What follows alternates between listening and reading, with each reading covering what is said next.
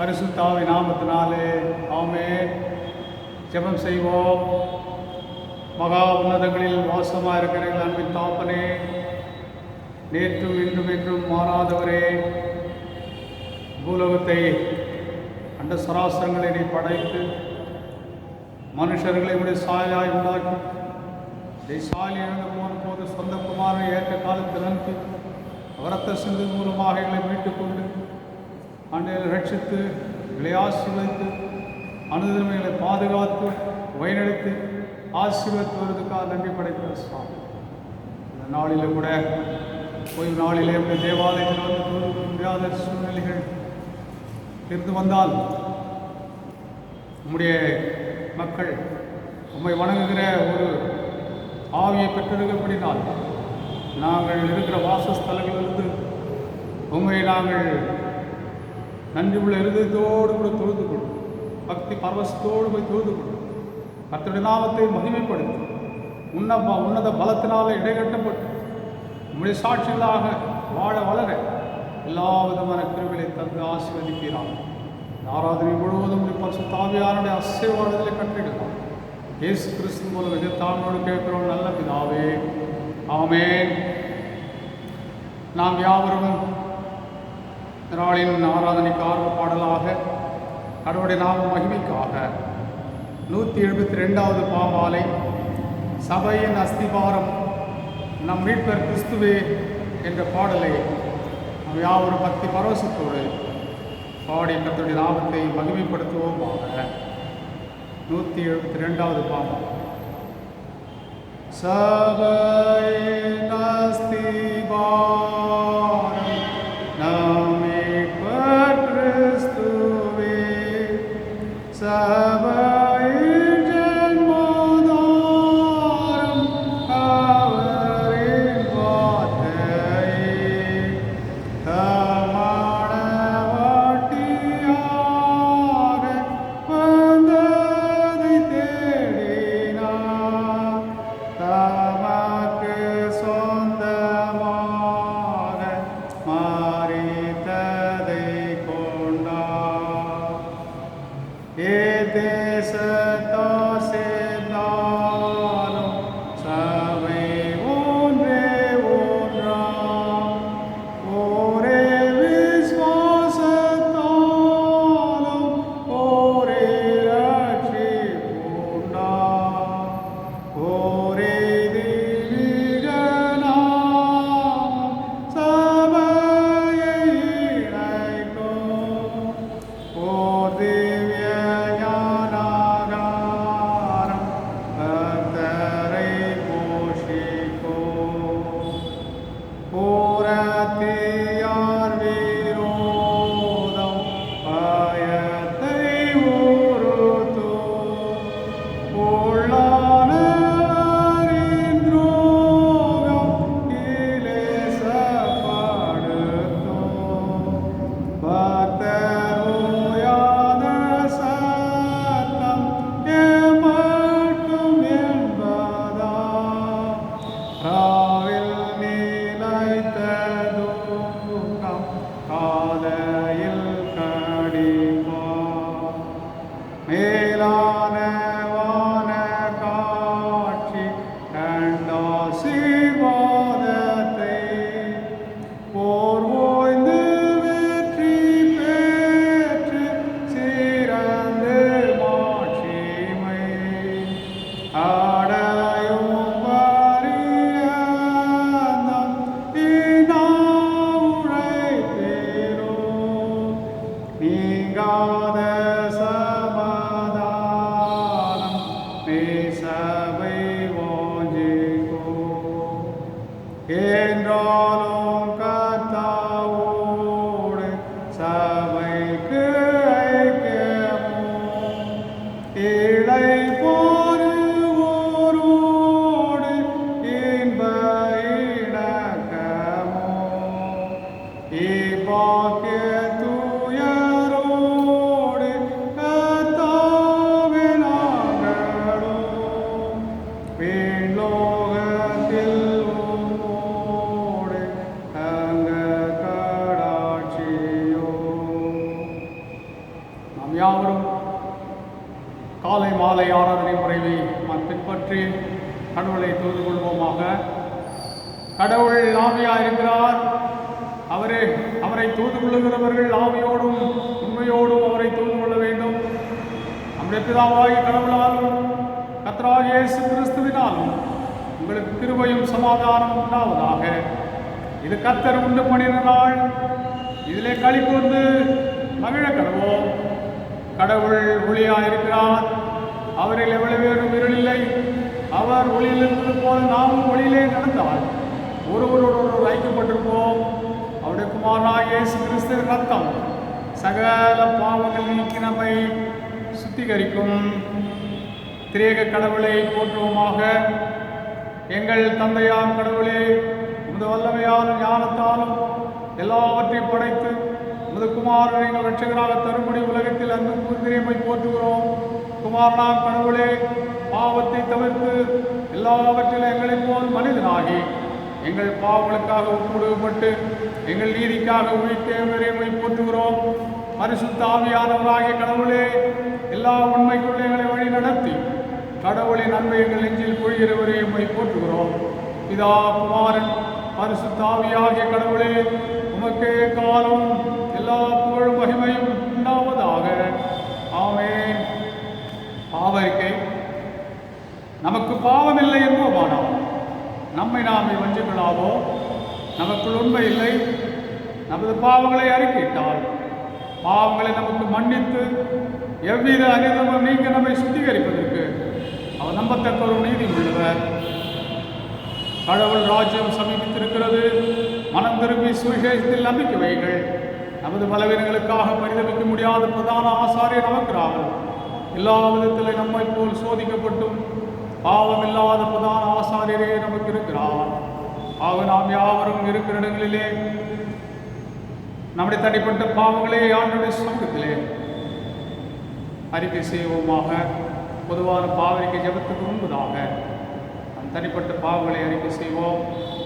ஆண்டவர் கண்டித்துணர்த்துகிற பாவங்கள், அசுத்தங்கள், துன்மார்க்கமான காரியங்கள் இன்னும் நம்முடைய ஜீவியத்தில் இருந்து கொண்டிருக்குது என்று நம்முடைய மனசாட்சியை குற்றப்படுத்துமானால் பரிசுத்த ஆவியானவர் கண்டித்து உணர்த்துவாராம். இந்த வேளையிலே தானே இந்த நெருக்கடியான காலங்களிலே சென்று கொண்டிருக்கிறோம்.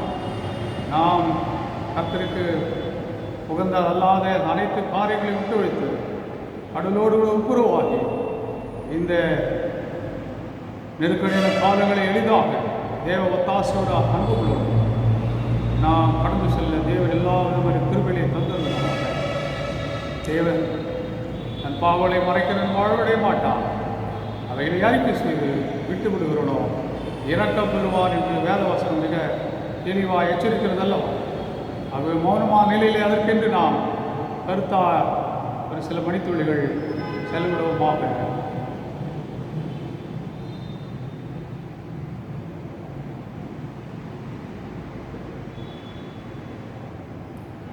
தொடர்ந்து வருகிற பொதுவான பாவரிக்கை ஜெபத்தை நாம் யாவரும் சேர்ந்து ஏறெடுப்போம். எங்கள் தந்தையாம் கடவுளே, நினைவினாலும் வார்த்தையினாலும் செய்கினாலும் நமக்கு விரோதமாய் பாவம் செய்திருக்கிறோம். முழு மனதோடு நாங்கள் உம்மை நேசிக்கவில்லை. எங்களிடத்தில் நாங்கள் அன்பு கூறுவது போல அயலாரிடத்தில் நாங்கள் அன்பு கூறவில்லை. எங்கள் மேல் இரக்கமாக இருக்க உண்மை வேண்டிக் கொள்கிறோம். எங்கள் பாவழிக்கு நீக்கி எங்களை சுத்திகரியும். எங்கள் குற்றங்களை விட்டுவிட எங்களுக்கு உதவி புரியும். எங்கள் ஆண்டவர் இயேசு கிறிஸ்துவின் மூலமாக வேண்டிக் கொள்கிறோம் பிதாவே. ஆமென்.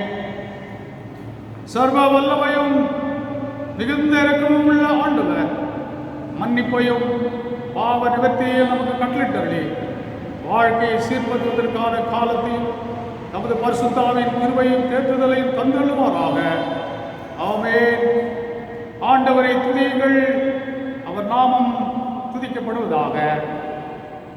இப்பொழுது இந்நாளின் தியானத்துக்கு ஆதாரமாக வாசிக்க வேண்டிய வேத பாடம் இப்போது வாசிக்கப்படும்.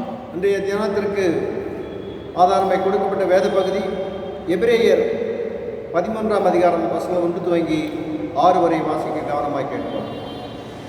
எபிரேயர் 13 வசனங்கள் 1 துவங்கி 6 வரை. சகோதர சிநேகம் நிலத்திற்கு கடவது, அந்நியரை உபசரிக்க மறவாதிருங்கள். அதனாலே சிலர் அறியாமல் தேவதூதரையும் உபசரித்ததுண்டு. கட்டப்பட்டிருக்கிறவர்களோடு நீங்களும் கட்டப்பட்டவர்கள் போல அவர்களை நினைத்து கொள்ளுங்கள். நீங்களும் சரீரத்தோடு இருக்கிறவர்கள் என்று அறிந்து தீங்கு அனுபவிக்கிறவர்களை நினைத்து கொள்ளுங்கள். விவாகம் யாவருக்குள்ளும் கனமுள்ளதாயும் விவாக மஞ்சம் அசூசிப்படாததாயும் இருப்பதாக. வேசிக்கள்ளரையும் விபசாரக்காரரையும் தேவன் நியாயம் தீர்ப்பார். நீங்கள் பண ஆசை இல்லாதவர்களாய் நடந்து உங்களுக்கு இருக்கிறவைகள் போதும் என்று எண்ணுங்கள். நான் உன்னை விட்டு விலகுவதுமில்லை, உன்னை கைவிடுவதுமில்லை என்று அவர் சொல்லியிருக்கிறாரே. அதனாலே நாம் தைரியம் கொண்டு கர்த்தர் எனக்கு சகாயர், நான் பயப்படேன், மனுஷன் எனக்கு என்ன செய்வான் என்று சொல்லலாமே என்றார் என்பதை வாசிக்க வேண்டிய வேத பகுதி வாசித்து கொடுத்தாங்க. தேவனை நோக்கி மிகமாட்டார். இறைவாத்துக்காக நாம் ஜெபம் செய்வோம். அன்பு நிறைந்த தகப்பனே, நீர் பேசுகிற தெய்வம். ஆகவே இந்த வேளையில் தாமே நீ தெரிந்து கொண்ட ஜனத்தோடு கூட பேசுகிறான். அடியனை மறைத்து வெளிப்படுத்துகிறான். ஜனங்களை தரிசித்து செல்ல அருள் தருகிறான். தெய்வீக தொடுதலை விடுதலையும் சந்தோஷ சமாதானத்தில் இந்த ஜீவனை சுழித்துக் கொள்ள உதவி செய்கிறான். ஆவியாருடைய அசைவாடுதலை நிறை செய்திலே பலமாய் கட்டளிடுகிறான். இயேசு கிறிஸ்து மூலம் மிக தாழ்வோடு கேட்கிறோம் நல்ல பிதாவே, ஆமென். இறைமக்கள் யாவருக்கும் கிருபையும் சமாதானமும் பெருகுவதாக.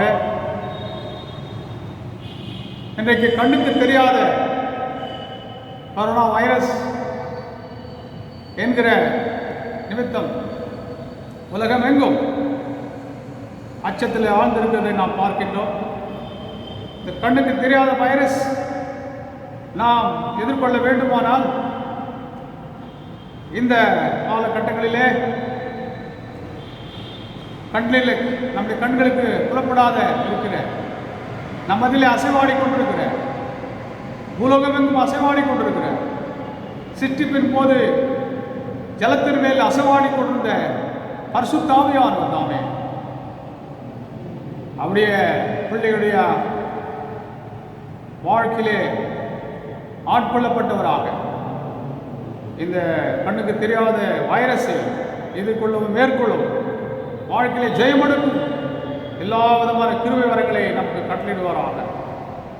இந்த நாளிலே கூட நாம் தியானிக்க கொடுக்கப்பட்ட தலைப்பு திருமணம் உடன்படிக்கையின்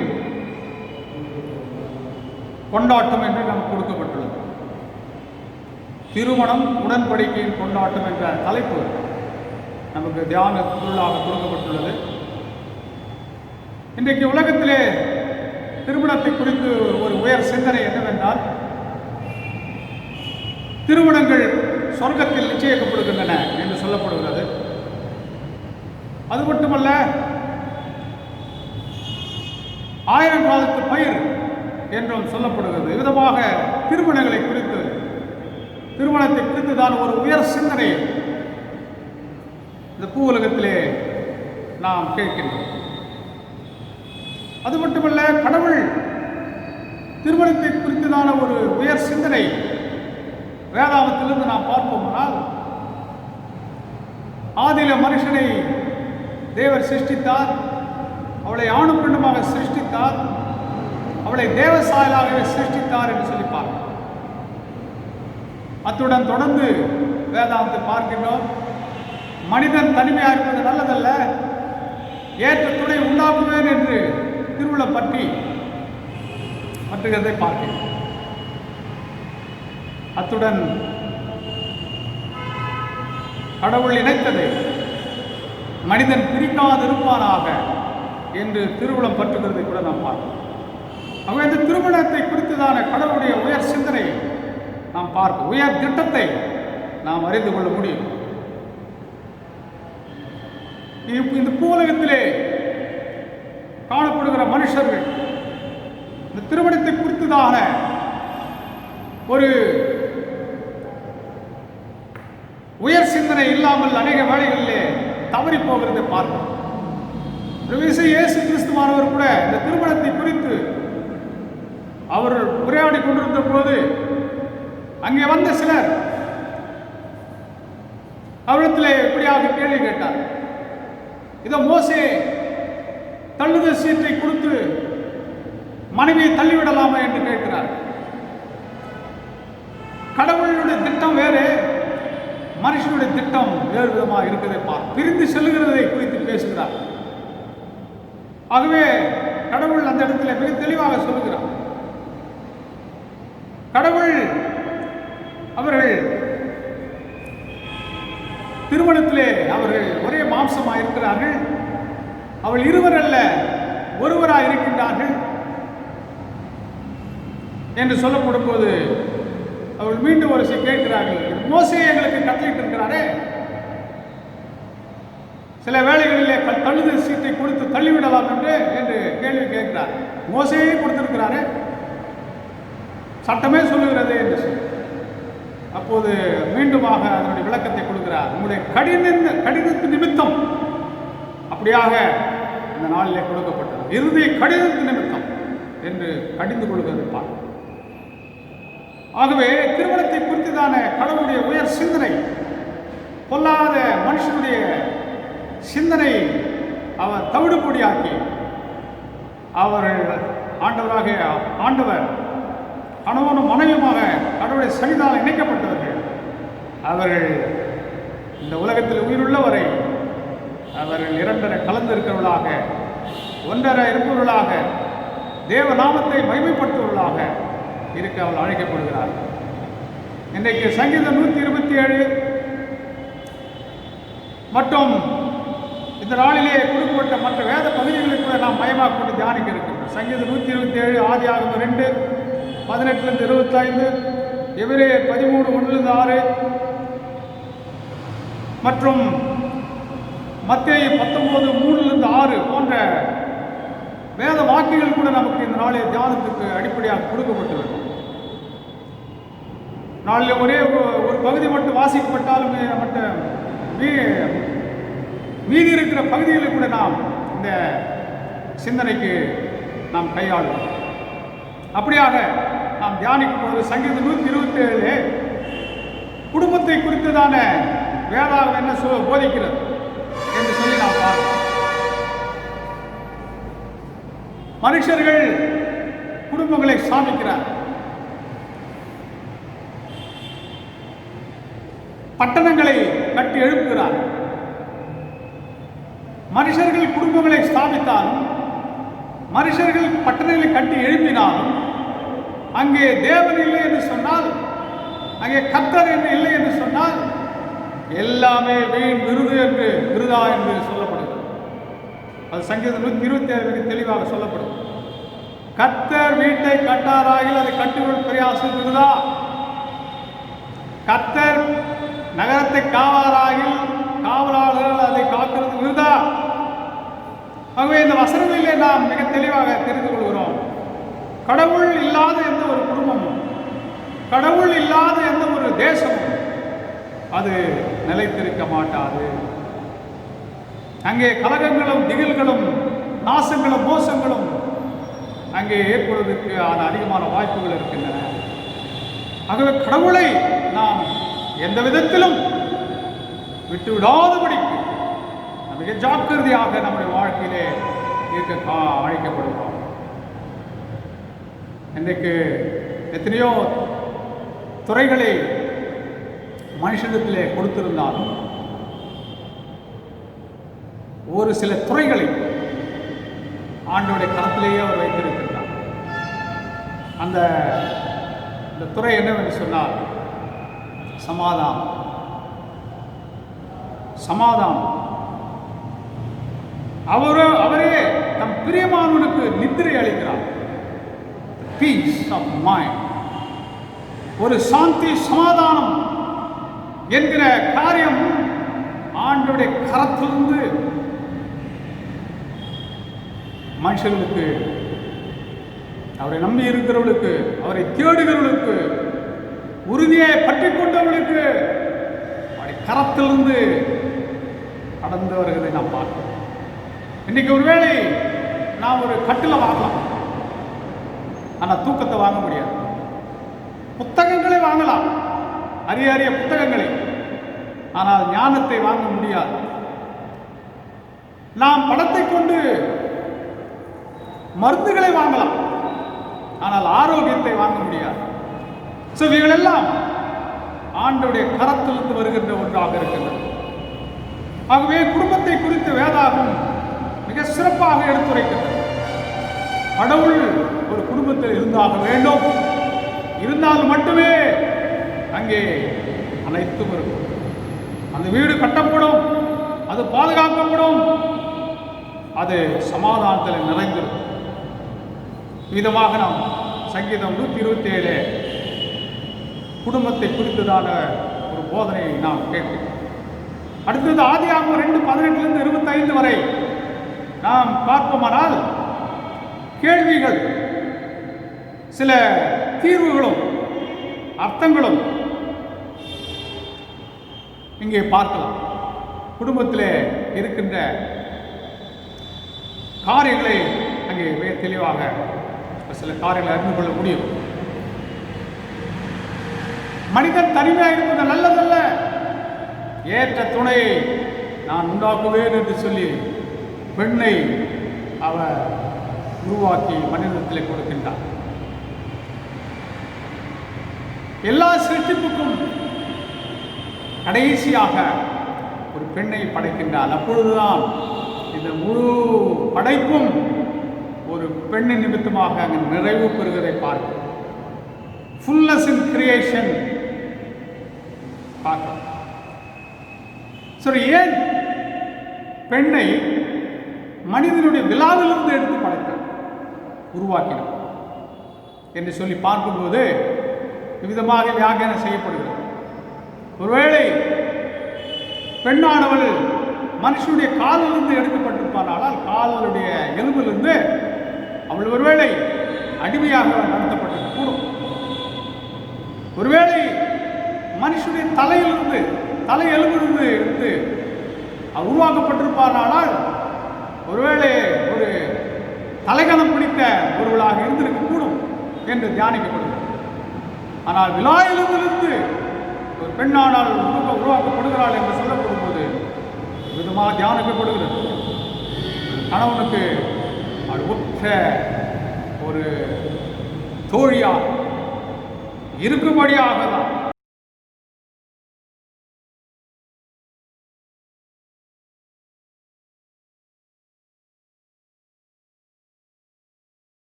மூலமாக அதை தெரிந்து கொள்ள முடியும். 3 பரிணாமங்கள் கொண்டதுதான் மிக சிறந்த அஸ்திவாரம் நிறைந்த ஒரு குடும்பங்களாக இருக்கின்றன. அங்கே ஆண்டவர் இந்த திருமணத்தை குறித்து பேசும்போது மனுஷன் தன் தாய் தகப்பனை விட்டு பிரிந்து தன் மனைவியோடு இசைந்திருப்பான். இசைந்திருப்பது, தன் மனைவியோடு இசைந்திருப்பது, ஒன்றித்திருப்பது, ஒரே சிந்தை, ஒரே செயல், ஒரே நோக்கம் உடையது ஒரு சிறந்த ஒரு அஸ்திவாரம் நிறைந்த ஒரு காரியமாக இருக்கிறது. இரண்டாவது காரியம்,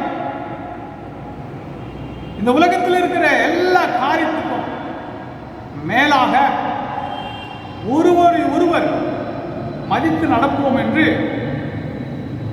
எடுத்துக்கொள்கிற பிரதிஜை, அது குடும்பங்களுடைய அஸ்திபாரமாக இருக்கின்றது. அது திருமண ஆராதனையிலே அங்கே பிரதிஜைகள் மூலமாக தெரிந்து கொள்ள முடியும். மூன்றாவது, அந்யோன்யத்திலே, பாலுறவிலே, திருமண பந்தத்துக்கு உட்பட்டு இருப்போம் என்று ஒரு பிரதிஜை. இந்த 3 காரியங்களும் ஒரு பலமான ஸ்திரமான குடும்பம் அமைக்கப்படுவதற்கு ஆதாரமாக இருக்கின்றன. இவைகளை ஆதியாகமம் 2:18 25 வரை நாம் மிக தெளிவாக அறிந்து கொள்ள முடியும்.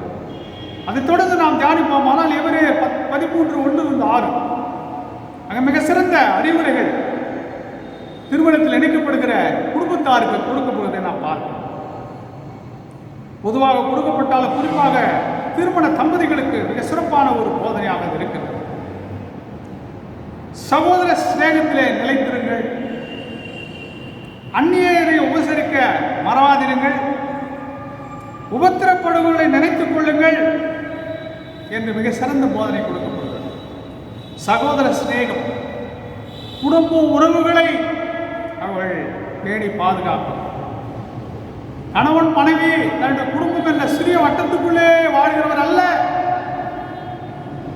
அந்த வட்டத்துக்கு அப்பால் இருக்கின்ற உறவுகள். சகோதர சிநேகம், திருச்சபை என்கிற நட்பு என்று இன்னொரு வட்டமும் இருக்கிறது. சகோதர சிநேகம் மிக முக்கியமானது. குடும்பங்களுக்கு இவரை நிலைத்திருக்க அழைக்கப்படுகிறோம். இன்னொரு வட்டம், அதே அந்த வட்டத்தை விட குடும்ப உறவு ஒரு வட்டம், திருச்சபை என்கிற ஒரு வட்டம், அதற்கு மேல இன்னொரு வட்டம் இருக்கிறது. அது அந்நியரை உபசரிக்க மறவாதிருங்கள். அப்படி உபசரிக்க ஒரு சிலர் என்ன செய்திருக்கிறார்கள்? தேவதூதர்களை அறியாமல் உபசரித்திருக்கிறார்கள் என்று சொல்லப்படுகிறது. இவ்வளவு பெரிய ஆசீர்வாதம் பாருங்கள். எபிரேயர் 13:1-6 சிறப்பான போதனைகள். இன்னைக்கு அநேகர் தான் உண்டு, தன் குடும்பம் உண்டு என்று வாழ்கிற ஒரு நிலைப்பாடு பார்க்கிறோம். இன்னைக்கு கரோனா வைரஸ் பரவிருக்கிற எங்க நிலையிலே இன்னொருவர் ஆரோக்கியமாக இருந்தால்தான் நாம் ஆரோக்கியமாக இருக்க முடியும். அந்த நிலை இருக்கின்றது. அதனால ஒருவருக்கொரு ஆரோக்கியம் ஒருவர் மேல் ஒருவர் சம்பந்தப்பட்டிருக்கிறது. சமுதாயத்தில் இருக்கிற ஒவ்வொருவருமே பொறுப்புள்ளவர்களாக நடந்து கொண்டால்தான் அங்கே எல்லாரும் சௌக்கியமாக இருக்க முடியும். ஒவ்வொருவரும் பொறுப்புள்ளவர்களாக இருக்க வேண்டும். ஆகவே இன்றைக்கு நம்முடைய இந்த கணவன் மனைவி பிள்ளைகள் என்ற அந்த சிறிய வட்டத்திலிருந்து நம்முடைய குடும்ப உறவு, திருச்சபை உறவு அடுத்த கட்டம், இன்னொரு பெரிய வட்டம் என்னவென்று சொன்னார், அந்நியரை உபசரிக்க மறவாதீர்கள். சிலர் அப்படி செய்து தேவதூதர்களே அவர்கள் உபசரித்திருக்கிறார்கள் என்று சொல்லப்படுகிறார். ஸோ இது ஒரு நாளிலே இஸ்ரவேல் ஜனங்கள் அந்நியர்களாக இருந்தால் எகிப்திலே அவர்கள் வாழ்க்கையிலே எப்போதும் மறக்கக்கூடாது. அந்நியர்களாக இருந்த போது அவர்கள் அங்கே பிழைத்துக் கொண்டிருந்தார்கள். ஆக நாமும் சகலத்தை உடையும் போது அந்நியர்களை உபசரிக்க நாம் மறக்கக்கூடாது. இரண்டாவது எபிரேயர் 13:1-6 பார்க்கும்போது விவாக மஞ்சத்தை பரிசுத்தமாய் காத்துக் கொள்வதை பற்றி சொல்கிறது. விவாக மஞ்சம் உங்கள் யாவருக்குள்ளும் அசுசிப்படாது இருப்பதாக சொல்லுங்கள். மிக தெளிவாக அந்த வசனத்தை வாசிப்போமானால் எபிரேயர் 13:4 விவாகம் யாவருக்குள்ளும் கனமுள்ளதாயும் விவாக மஞ்சம் அசுசிப்படாதாயும் இருப்பதாக. அடுத்து வர வசனம் ரொம்ப ரொம்ப ரொம்ப முக்கியமானது. வேசி கல்லறையும் விபச்சாரக்காரரையும் தேவன் நியாயம் தீர்ப்பார். இதெல்லாம் அண்டர்லைன் பண்ணிக்கொள்ள வேண்டும். இந்த காலகட்டங்களிலே பரிசுத்தமாய் வாழ வேண்டியது மிக மிக அவசியமாக இருக்கு. ஏனென்றால் ஏற்கனவே 127 சங்கீதத்தை பார்த்து படி, அவர் இல்லாமல் நான் இந்த உலகத்தில் வாழ முடியாது. கடவுள் நம்மோடு கூட இருக்க வேண்டும், பாதுகாத்துக் கொள்ள வேண்டும். ஆகவே அதற்கு மிக முக்கியமானது ஒன்று, அந்த விவாக மஞ்சம் அசுசிப்படாமல் பார்த்துக்கொள்ள வேண்டும், கனமுள்ளதாக எடுத்துக்கொள்ள வேண்டும், பரிசுத்தமாய் காத்துக்கொள்ள வேண்டும். நம்முடைய அந்யோன்யம், நம்முடைய பால் உறவுகள் இந்த திருமண பந்தத்துக்குள்ளே இருக்க வேண்டும். மிக மிக அவசியமாக இருக்கு. மட்டுமல்ல, பண ஆசை இல்லாதவர்களாக இருக்க மூன்றாவது குறிப்பு, நீங்கள் பண ஆசை இல்லாதவர்களிருந்து அதை வாசித்தால் மிக நன்றாக இருக்கும். எபிரேயர் 13 இந்த வசனங்களை நான் தயவு செய்து உங்களுக்காக வாசிக்கின்றேன். மிக சிறப்பான ஒரு வசனம். எபிரேயர் 13 நீங்கள் பண ஆசை இல்லாதவர்களாய் நடந்து, நம்ம ஒவ்வொரு ஸ்டெப்பில் நம்முடைய வாழ்க்கை பிரயாணத்தில் நீள ஒரு பிரயாணம் இருக்கிற இந்த உலகத்தில் இந்த உலகத்தை இருந்து ஆண்டவரத்தில் போகும் வரை ஒரு பிரயாணம், நீண்ட பிரயாணம். அந்த நீண்ட பிரயாணத்தில் அந்த பிரயாணத்தில் இருக்கிற ஒரு நடத்தை, நீங்கள் பண ஆசை இல்லாததாய் நடந்து உங்களுக்கு இருக்கிறவைகள் போதும் என்று எண்ணுங்கள், நான் உன்னை விட்டு விலகுவதும் இல்லை உன்னை கைவிடுவதும் இல்லை என்று அவர் சொல்லியிருக்கிறாரே. அதனாலே நாம் தைரியம் கொண்டு, கர்த்தர் எனக்கு சகாயர், நான் பயப்படேன், மனுஷன் எனக்கு என்ன செய்வான் என்று சொல்லலாமே. இந்த 3 அறிவுரைகள் இன்னைக்கு குடும்பத்தில் திருமணத்தில் இணைக்கப்படுகிற பிள்ளைகளுக்கு மிக மிக மிக மிக அவசியமான ஒரு போதனைகளாக கொடுக்கப்படுகிறது. தொடர்ந்து நாம் தியானிப்போமானால், மனிதனுடைய சரித்திரத்தில் கடவுளுடைய பங்கு எவ்விதமாக கடவுள் அங்கே ஆட்சி செய்கின்றார், ஒரு குடும்பம் என்ற அமைப்பு இல்லை என்று பார்க்கும்போது அவர் குடும்பங்களின் கடவுளாக இருக்கிறார். குடும்பங்களின் கடவுள் அவர்தான் ஃபவுண்டேஷன். குடும்பங்களை ஸ்தாபிப்பது அவர்தான். முதல் ஆதாம் ஏவாள் இணைக்கப்படும் போது அங்கே யாருமே இல்லை. திருமண மண்டபத்தில் எவ்வளவோ பேர் இருக்கிறார். அங்கே முதல் திருமணம் நடந்த பொழுது அங்கே கர்த்தர் மட்டும்தான் இருந்தார். ஆகவே குடும்பங்களின் கடவுள் அவர்தான் இதை படைத்தார். அவர் சாயலில் ஆணும் பெண்ணும் படைத்தார். மனிதன் தனிமையாக இருப்பது நல்லதல்ல என்று அவர் உணர்ந்தவர். அவர் ஏற்ற துணையை அவர் கொடுத்தவர். அவர் கடவுள் இணைத்ததை மனிதன் பிரிக்காதிருக்கா கடவன் என்று ஆணை கொடுத்தவர். அவர் ஆகவே குடும்பங்களின் கடவுள் அவரே அஸ்திபாரம், அவரே அதை நிலைநிறுத்துகிறவர், வழிநடத்துகிறவர், ஆசீர்வதிக்கிறவர் என அவர் தான் அதை கிரியேட் பண்ணுவார். குடும்பங்களின் கடவுளாக அவர் இருக்கின்றார். 2வது, குடும்பங்களுக்கான உடன்படிக்கையை ஏற்படுத்தி கொடுத்தவர் அவர்தான். இவர்கள் இருவர் அல்ல, ஒரே மாம்சமாக இருக்க என்று சொல்கிறார். 1+1 = 2 என்று சொல்லுகிறோம். ஆனால் திருமணத்தை எடுத்துக்கொண்டால் அந்த மேத்தமேட்டிக்ஸ் கிடையாது. 1+1 = 1.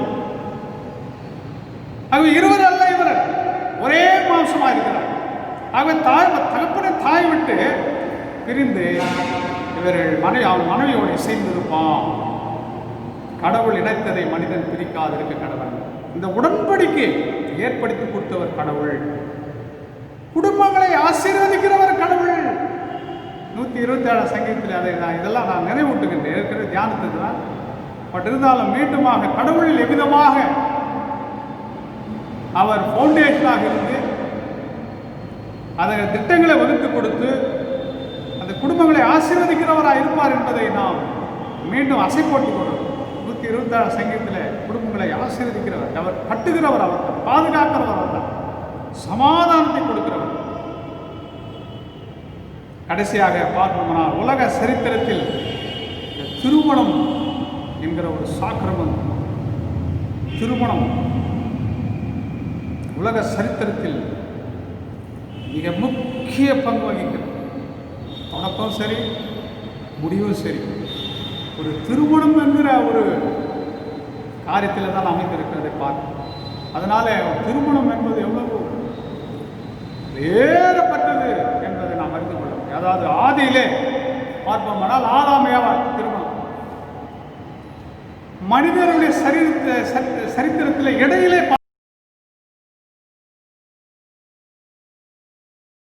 தொடங்கின போது முதல் அற்புதம் காணா ஒரு கல்யாணத்தில் தான் செஞ்சது.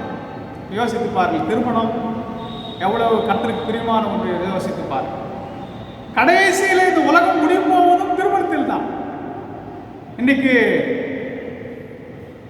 கிறிஸ்து என்னும் மணவாளனை சந்திக்க 2ஆம் வருகை வரப்போகிறார். இந்த உலகத்தை நியாயம் தீர்க்க வரப்போகின்றார். ஆகவே திருச்சபை என்கிற மணவாட்டி தன்னைத்தானே சுத்திகரித்துக் கொண்டு அவரை சந்திக்க ஆயத்தப்பட்டுக் கொண்டிருக்கிறது. இந்த கொரோனா வைரஸ் என்ற சூழலிலே திருச்சபையானது தன்னைத்தான் சுத்திகரித்துக் கொள்ள அழைக்கப்படுகிறது. மனமேட்டிவை ஆவிக்குரிய பெருமைகள் என்கிற வஸ்திரங்களை கழற்றி இயேசு கிறிஸ்து சிலுவிலே சிந்தின ரத்தத்தின் மூலமாக உண்டாகிற பரிசுத்தம் நீதி என்கிற வஸ்திரத்தை தரித்துக் கொண்டு அலங்கரித்துக் கொண்டு மனவாட்டி கிறிஸ்து எனும் மனவாட்டி சந்திக்க ஆயத்தப்பட வேண்டும். இன்றைக்கு இந்த நெருக்கடியான காலங்கள் இந்த காரியத்திலே திருச்சபை கவனம் செலுத்தப்பட வேண்டும். உலக திருச்சபை கவனம் செலுத்தப்பட வேண்டும். இன்னைக்கு ஆட்டுக்குட்டியானவருடைய கல்யாணத்துக்காக திருச்சபை ஆயத்தப்பட்டு கொண்டிருக்கிறது. ஆகவே திருமணம் என்பது ஆதியிலும் இடையிலும் கடைசியிலும் இந்த திருமணம் என்கிற ஒரு காரியத்திலே அமைந்திருக்கிறதை நான் பார்க்க. ஆகவே எவ்வளவு ஒரு ஒரு உயர்வான இடத்தை பெற்றிருக்கிறது பாருங்கள்.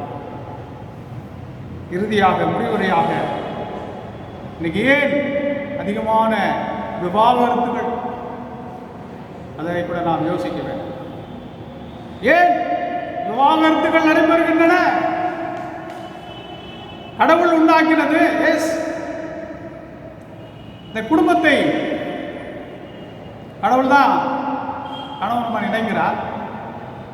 கடவுளுடைய சமூகத்தில் செய்யப்படுகிறது. ஏன் விவாகரத்துகள்? அதற்கு விடை கண்டு கொடுப்போமானால் கடவுள் பயம் இல்லாமே, விட்டு கொடுக்காத தன்மையே, விட்டுக் கொடுக்கிறவன் கெட்டு போவதில்லை, கெட்டு போவன் விட்டுக் கொடுப்பதில்லை என்று சொல்லப்படும். விட்டுக் கொடுக்காத தன்மை, இன்னொன்று தேவ வார்த்தையிலே நிலைக்காத ஒரு தன்மை. எவன் ஒருவன் தன் வார்த்தை கேட்டு அதன்படி செய்கிறானோ அவருடைய வீடு கண்மலையில் மேல் கட்டப்பட்ட கற்பாரில் கட்டப்பட்ட வீட்டுக்கு ஒப்பாயிருக்கிறான். காற்றடித்தது, பெருவெள்ளம் வந்தது, அந்த வீட்டின் மேல் மோதியும் அது விழவில்லை. யாதொருவன் என் வார்த்தை கேட்டதுபடி செய்யாவிட்டால் அந்த வீடு மணல் மேல் கட்டப்பட்ட வீடாக இருக்கிறது. ஒரு கட்டப்பட்ட புத்தி இல்லாத மனிதன் ஒப்பாக இருக்கிறது. காற்றடித்தது, பெருவெள்ளம் வந்தது, அந்த வீட்டின் மேல் மோதின போது இல்லாமல் போனது. வார்த்தையிலே நிலைத்திருக்காத ஒரு தன்மை. ஏன் இன்றைக்கு திருமண விவாகரத்துகள்? இதுதான் எல்லாருக்கும் தெரியும். இன்னைக்கு கடைசி காலங்கள், இயேசு கிறிஸ்து 2ஆம் வருகைக்கான அடையாளம் எல்லாம் நடந்து கொண்டு உபத்திர காலங்கள் தொடங்கிவிட்டதோ என்ன நிலைப்பாடு? அது கிறிஸ்து பண்பாடு. இன்னைக்கு கணவன் மனைவியின் உறவு எதற்கு ஒப்பிடப்பட்டது தெரியுங்களா? எதுக்கு ஈக்குவல் தெரியுங்களா?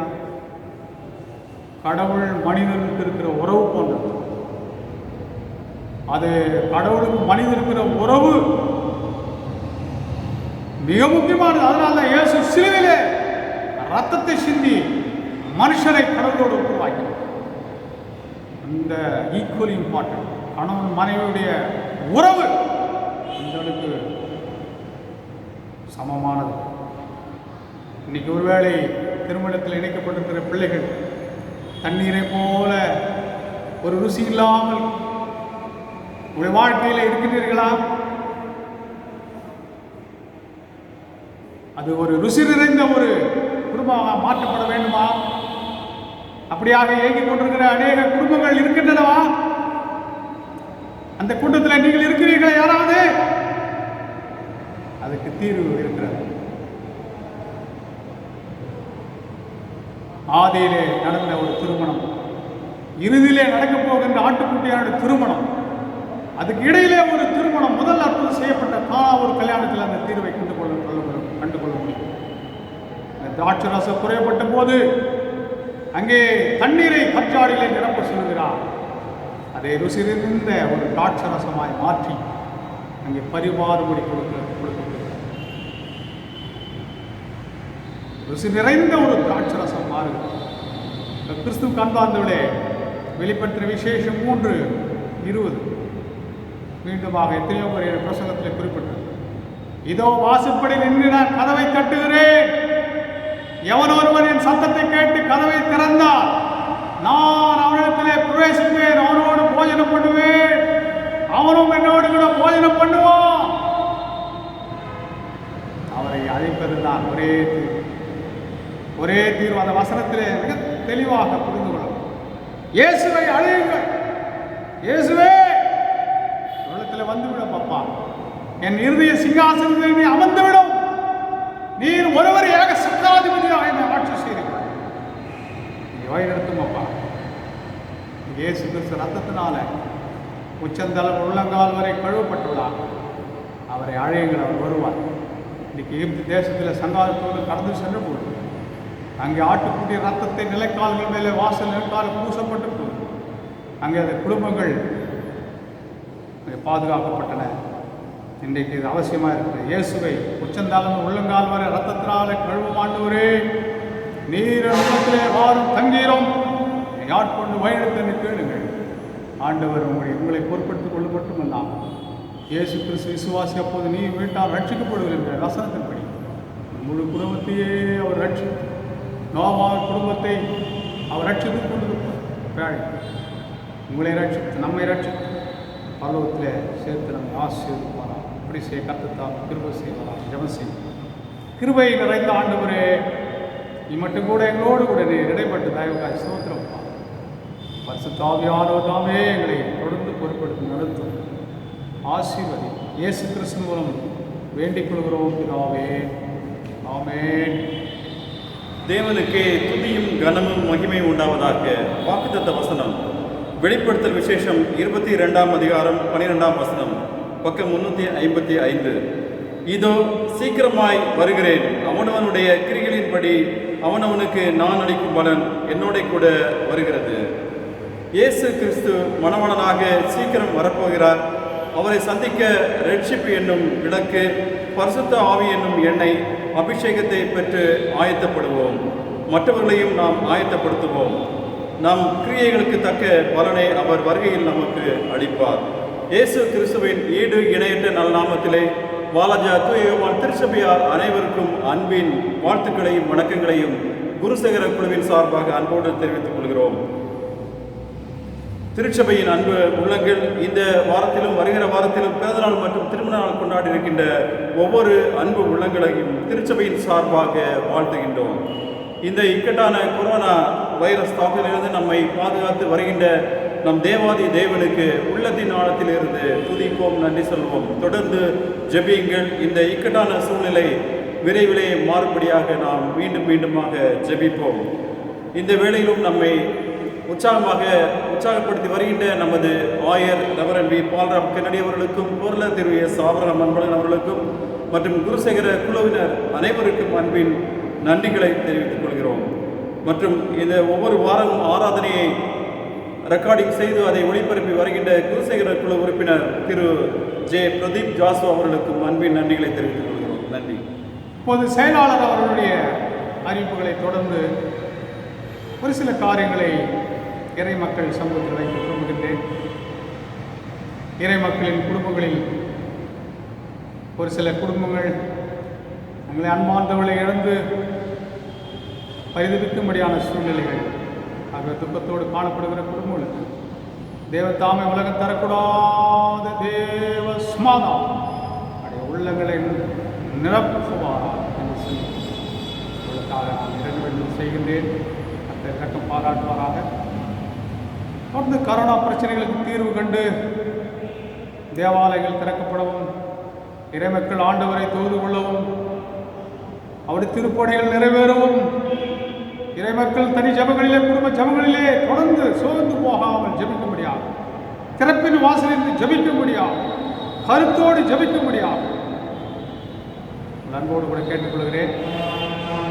வழியிலே கல்வி பயிலும் செல்வங்களுக்கு, மாணவ செல்வங்களுக்கு விசேஷமாக நாம் ஜபங்களிலே நினைத்துக் கொள்ள வேண்டும். படிப்பு விஷயத்திலே அதிகமான சவால்கள் அவர்களுக்கு உண்டு.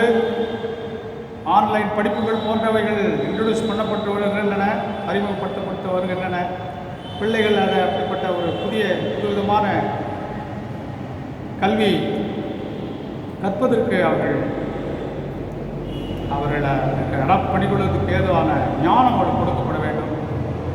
அவளுக்காக நீங்கள் விசேஷித்த ஜபத்தை செய்யும்படி அன்போடு கேட்டுக்கொள்ள. இப்போது மன்றாட்டு ஜபத்திலே யாவரும் என்னோடு சேர்ந்து ஆண்டவரத்தில் இறைவேண்டல் செய்ய அழைப்பு கொடுக்கின்றேன்.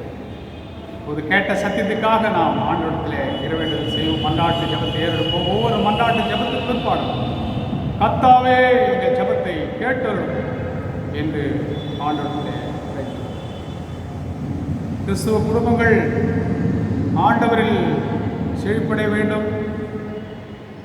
சத்தியத்தில் நாள்தோறும் வளர வேண்டும். குறிப்பாக இந்த நெருக்கடி காலங்களிலே, கரோனா போன்ற சூழல்களிலே புதிய புதிய சவால்களை சந்திக்க வேண்டியது. ஆக ஆண்டவர் வேண்டிய ஞானம் பிள்ளைகளுக்கு கட்டளையிடப்பட வேண்டும். குடும்பத்தை நடத்துகிறவர்களுக்கு சேஷித்த ஞானத்தை கொடுக்க வேண்டும். ஆக மௌனமான நிலையிலே ஒரு சில மணித்துளிகள் நாம் இற வேண்டியது செய்யும்.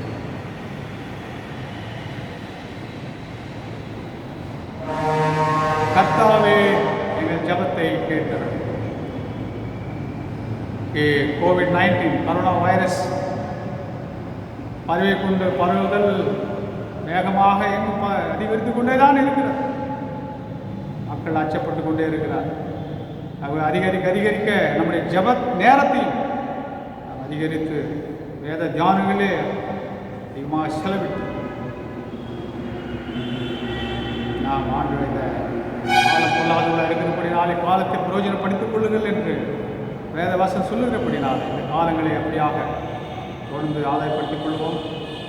மரியாதை குறித்து ஆண்டவர் சொன்னார். அந்த ஒரு சாக்கியத்தை பெற்றுக்கொள்ளவர்களோ தனித்து எடுத்துக்கொள்ளக்கூடாத நல்ல பங்கை தெரிந்து கொள்ளாங்க. அது மட்டுமல்ல, அரசுகள் ஞானமாய் காலங்களை கையாள வேண்டும். மக்கள் ஞானமாய் நடந்து கொள்ள வேண்டும். வழிபாடுகள் சம்பந்தமாக தீர்வு காணப்பட வேண்டும். மௌனமாக ஒரு சில மணித்துளிகள் நம் அதற்காக கருத்தாக கொண்டாட்டு ஆண்டு சமூகங்கள்.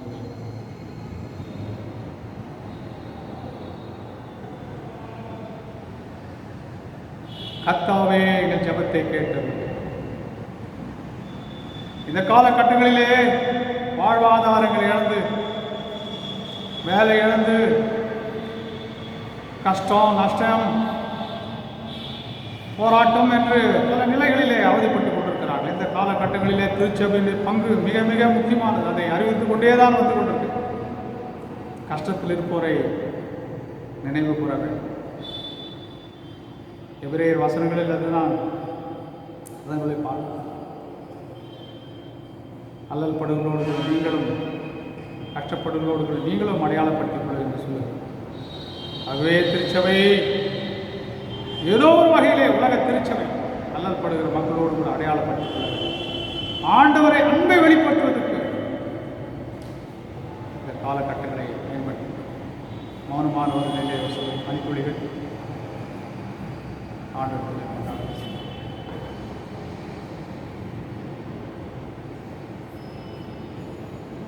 கர்த்தாவே எங்கள் ஜெபத்தை கேட்டது. இறைமக்கள் பிறந்த நாள், திருமண நாள் கண்டவர்கள், காண இருப்பவர்கள் தேவாலயத்தில் வந்து ஜெயிப்பதுண்டு. ஆனால் இந்த காலகட்டங்களில் முடியாத சூழ்நிலைகள் இருந்தாலும் கர்த்தராகிய தேவன் அவர் இருக்கிடங்களில் இறங்கி சிரசுகள் மேல் கரங்களை அவருடைய கரத்தை வைத்து ஆடிப்பாய்ந்த கரத்தை வைத்து அவரை ஆசீர்வதிக்க வேண்டும். மௌனமான நிலையில் ஒரு சில மணித்துளில் அவருக்காக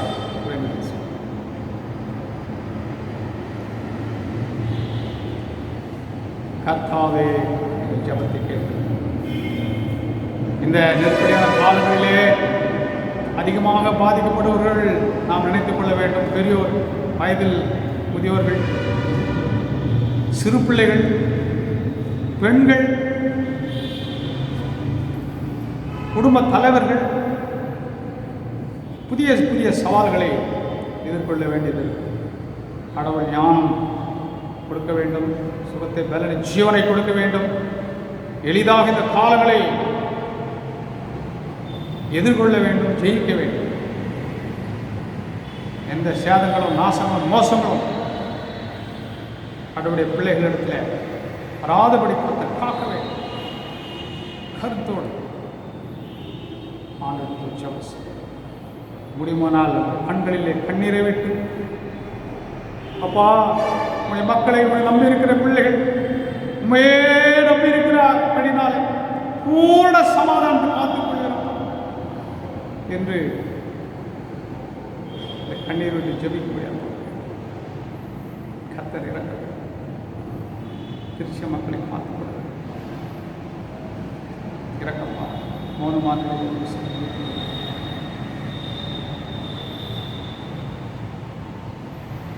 கர்த்தாவே எங்கள் ஜெபத்தை கேட்டு சீக்கிரத்தில் இதுக்கு கொரோனா வைரஸுக்கான ஒரு நோய் தடுப்பு மருந்து மாத்திரை கண்டுபிடிக்கப்படும். கர்த்தர் இரக்கம் பாராட்டும். அவர் சொல்ல ஆக கட்டளை நிற்கும். அவரால் ஆகாத ஒன்றுமில்லை. மனுஷனால் கூட தேவனால் கூடும். அவர் நினைத்தால் அந்த மாத்திரை எளிதில் கண்டுபிடிப்பதற்கு சாத்தியக்கூடும். அது அந்த ஞானம் படத்திலிருந்து இறங்கி வர வேண்டும். உலகத்தில் எல்லா மக்களும் வளர்த்த எல்லாம் ஒரு தீர்வு காலம் சீக்கிரத்தில் காண வேண்டும். மௌனமான நிலையில் ஒரு சில மணிக்கு அதற்காக ஜெபம்.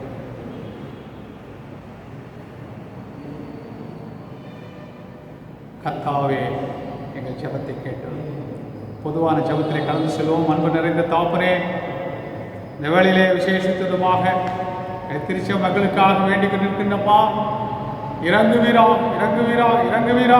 ஒவ்வொரு குடும்பங்களை காத்துக் கொள்வீராக, உதவி செய்வீராக. குறிப்பாக இந்த நண்பார்ந்தவளை இந்த நெருக்கால காலகட்டங்களிலே இழந்து போகிற சூழ்நிலைகள் இதற்கு தவித்துக் கொண்டிருக்க இருதயத்தில் மிகுந்த வேதனையோடு காணப்படும், இருதயத்தில் காயப்பட்ட நிலைமைகளோடு இருக்கிற குடும்பங்கள் உண்டப்பா. இறக்கம் பாராட்டுதான். இந்த உலகம் தரக்கூடாத சமாதானத்தை வைத்து போகிறேன், என்னுடைய சமாதானத்தை கொடுக்கிறேன் சொல்லி அந்த சமாதானம் மாறட்டும். இறங்குவீரா.